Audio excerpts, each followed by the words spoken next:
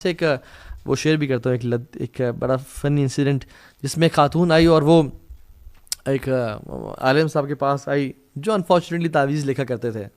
اب ہمیں پتہ کہ تعویذ پہننا لکھنا ذرا یہ اللہ کے نبی صلی اللہ علیہ وسلم سے ثابت نہیں ہے، لیکن بہت عام ہے ہمارے معاشرے میں. تو وہ ایک مولوی صاحب کے پاس چلے گئے کہ مولوی صاحب میری بہو، میری جو نند ہے، بڑے مسائل ہیں، بڑی اچھی عورت نہیں ہے، میری ساس اس کے ساتھ بڑے مسائل ہیں، میرا ہسبینڈ وہ بھی بڑے مسئلے کرتا ہے، میرا سسر، سب کے ساتھ بڑے مسائل ہیں، میں بڑی شریف ہوں اور بڑا مسئلہ ہے، تو کہیں کوئی ایسا تعویذ دینا جو سب کو نا بہترین میرے جو پورا سب کے ساتھ مسائل ختم کر دیں.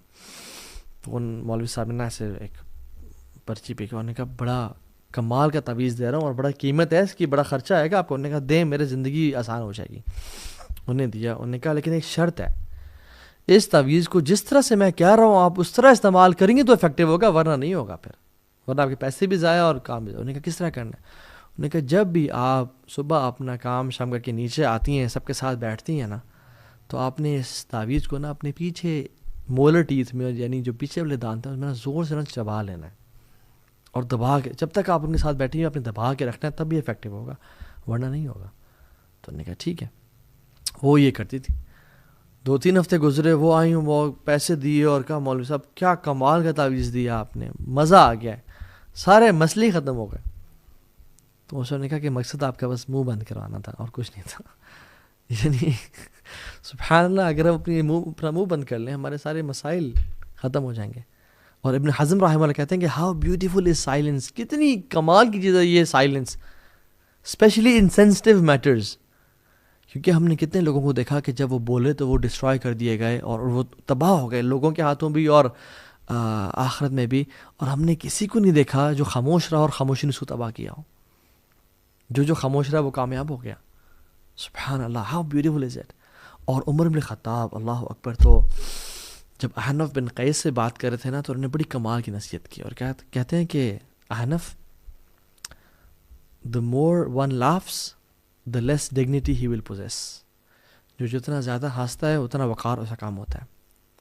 whoever jokes excessively is a person who will be taken lightly. جو زیادہ جوک کرتا ہے excessively وہ ایسا شخص ہے جس کو لائٹ لیا جائے گا، اس کا وقار اور ہیبت اور رعب نہیں ہوگا لوگوں پہ. whoever does something frequently will be known by that thing. جو شخص frequently کرتا ہے نا وہ اس کی وجہ سے پہچانا جائے گا.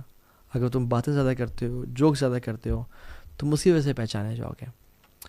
اور جو زیادہ بولتا ہے وہ زیادہ غلطی کرتا ہے، اور جو زیادہ غلطی کرتا ہے اس میں کم موڈیسٹی ہوتی ہے، اور جس میں کم موڈیسٹی ہوتی ہے اس میں کم تقویٰ ہوتا ہے، اور جس میں کم تقویٰ ہوتا ہے اس کا دل مردہ ہو جاتا ہے. پھر how beautiful is this statement, اللہ اکبر.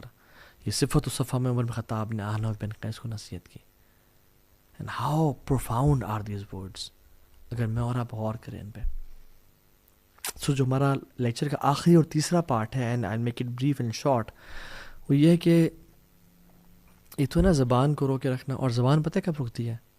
جب انسان اپنے دل کو روک کے رکھے، جب اپنے دل میں لوگوں کو معاف کرے، جب دل میں کہے یار چلو خیر ہے، لوگوں کو ایکسکیوزز دے، زبان تب رکتی ہے. یہ میں آپ کو ایک ٹرک بتا رہا ہوں.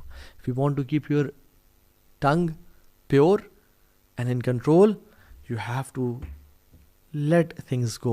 لوگوں کو معاف کرنا ہوگا جس نے ظلم کی اور زیادتی کی.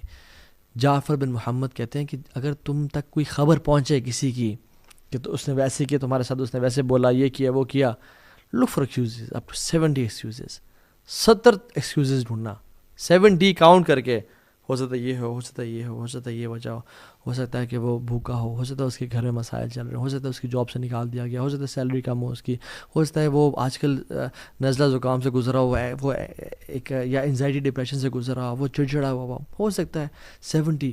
اور اگر تمہیں 70 ایکسکیوزز میں سے کوئی بھی نہ ملے نا تو پھر تم یہ کہنا کہ he has an excuse which I don't know of. کوئی ایسا معاملہ تھا جو مجھے معلوم ہی نہیں ہے.